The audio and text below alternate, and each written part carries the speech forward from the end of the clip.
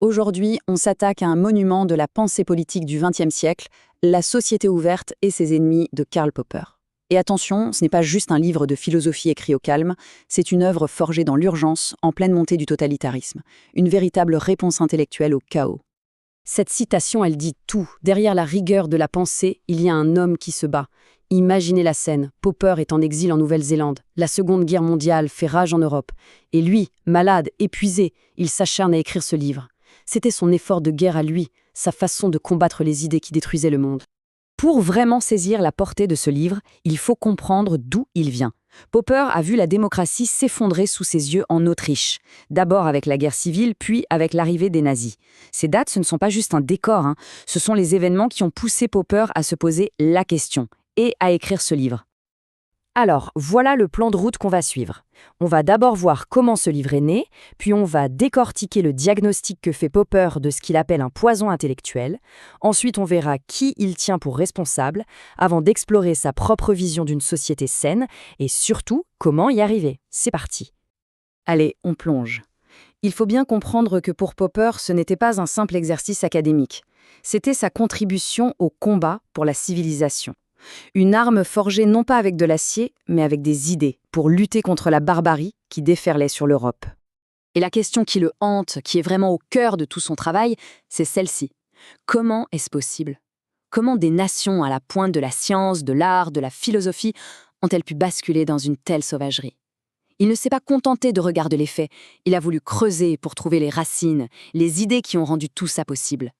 Et son diagnostic est clair. Pour lui, le coupable principal, ce n'est pas une personne ou un parti politique. Non, c'est une idée philosophique, une idée très puissante et, selon lui, incroyablement dangereuse. Parce qu'elle est séduisante. Elle nous promet quelque chose dont on rêve tous un peu, la certitude. Et cette idée, elle a un nom, l'historicisme. En gros, c'est la croyance que l'histoire suit un plan, qu'elle a un sens, une direction. Et que si on est assez malin, on peut découvrir ses lois et prédire l'avenir. Pour Popper, c'est une catastrophe intellectuelle. Ça revient à dire, on n'y peut rien, c'est le sens de l'histoire. On devient de simples pions. Cette pensée historiciste mène tout droit à ce que Popper appelle la société close. C'est vraiment le cœur de son livre, le combat entre deux modèles. D'un côté, la société close, rigide, tribale, qui a peur du changement et qui refuse la critique.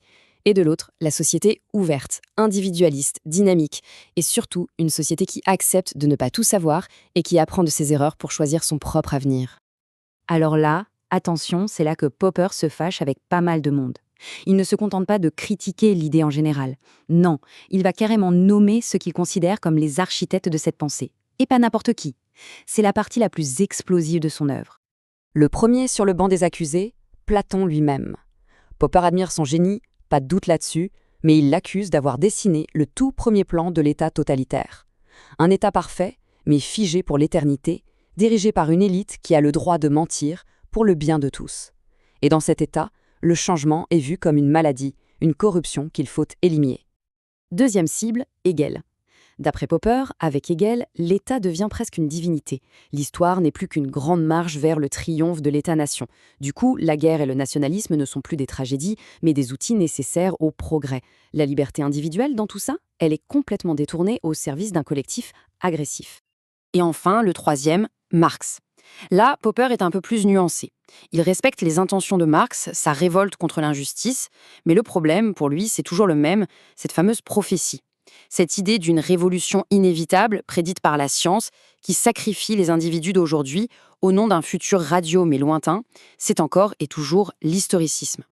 Bon, après cette démolition en règle, on pourrait se sentir un peu démoralisé.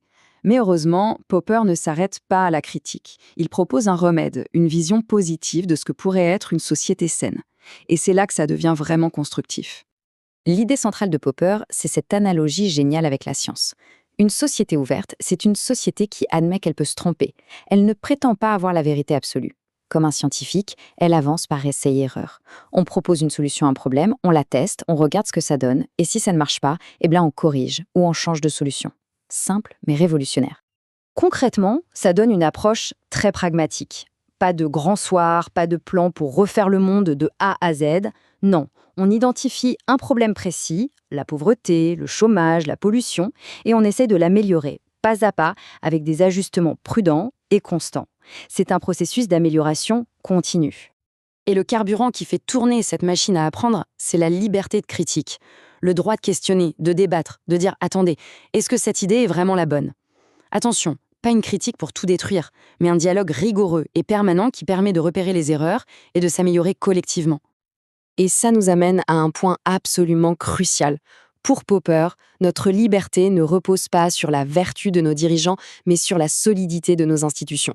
La vraie question démocratique, ce n'est pas qui doit gouverner, mais plutôt comment peut-on se débarrasser d'un mauvais gouvernement sans violence.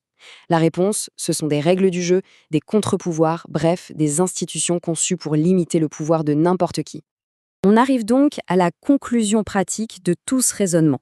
Si on rejette les grandes utopies et les prophéties historiques, qu'est-ce qu'on fait concrètement pour améliorer le monde? Popper propose une méthode, une sorte de prescription, à la fois modeste et profondément humaine. Il oppose deux manières de faire. D'un côté, l'ingénieur utopique, qui veut raser la société pour la reconstruire selon un plan parfait. Pour Popper, ça mène presque toujours à la tyrannie. Et de l'autre, ce qu'il appelle l'ingénierie fragmentaire. L'idée, c'est d'agir comme un artisan qui répare ce qui est cassé, qui s'attaque aux problèmes concrets, urgents, un par un. Et le fondement de cette approche, il est moral. C'est une idée simple, mais très forte. Popper nous dit que la souffrance des gens, ici et maintenant, nous oblige à agir. C'est un appel direct. L'urgence, ce n'est pas de courir après un bonheur abstrait pour des générations futures, mais de réduire la douleur et l'injustice qui existent aujourd'hui. On termine donc sur cette question qui résume tout l'avertissement de Popper. Finalement, le plus grand danger, n'est-ce pas notre désir de bien faire, mais poussé à l'extrême, cette impatience à vouloir créer un monde parfait, quitte à sacrifier le monde réel. L'idée que les pires enfers sont souvent pavés des meilleures intentions. C'est peut-être la leçon la plus troublante et la plus importante de la société ouverte et ses ennemis.